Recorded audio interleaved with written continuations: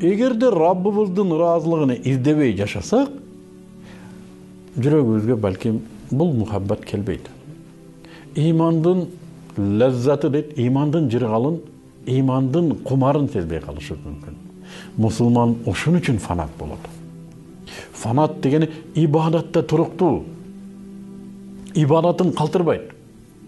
Кулдугун калтырбайт. Аллах Таалага кулдугун калтырбайт.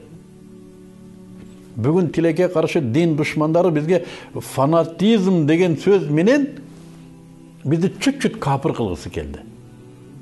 Эми сен неге фанат болосуң деп? Фанат деген эмне? Динине берилгендик. Динге берилбесе кандай мусулман болот? Динге чүт-чүт берилген мусулман болобу? Жок. Андай мусулман болбойт. Пайгамбарыбыз саллаллаху алейхи вассалам айтып атат, хадистин мааниси ушундай. Сиздер бул динге толугу менен берилип, мааниси ушундай.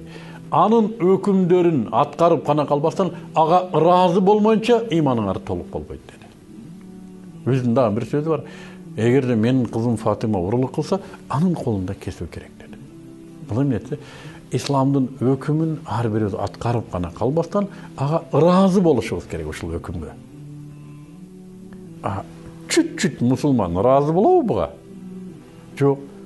Биз светскийбиз дейт. Муну нерсени кылыш керек деп, муну илгери болгондо. Жок туугандар. Мусулман болсок, мусулман болушубуз керек. Ислам дини эмнени үйрөтөт бизге? Туруктуулукту. Мен ислам дини жана фанатизм деген эки маселени ушундай кое турган болсок, бизге ибадатта туруктуулукту, бекемдүүлүктү фанатизм деп атап жүргөн болсок, ушул сөздөн бизди айыруу үчүн аны башка бир жаман көрүнүштөргө жамап көрсөттү. Мына фанаттарды көрдүңөрбү? Мына фанаттар мынтип атат, мына фанаттар мынтип атат. Аларды биз фанат дебейбиз. Фанаттар кимдер десе, дини менен жашагандар, дининде туруктуулар. Башка эреже менен жашабайт. 24 саат бою көзүн ачкандан баштап жумганга чейин түнкү уйкусунда да Аллах Тааланын чечими менен жашайт, жана ыраазы болушат. Мунун эмнеси жаман? Мунун эмнеси жаман? Менимче бул жаман эмес.